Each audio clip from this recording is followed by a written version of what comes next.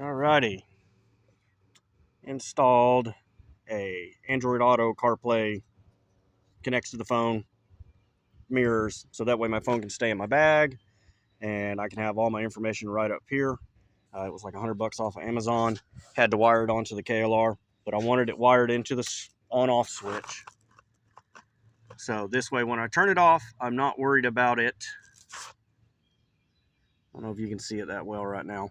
When I turn it off, I'm not worried about it leaving this on and it killing the battery. The best place I found to wire in at is when I took the seat off.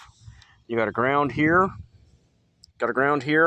I depinned it, pulled it out, soldered the ground from the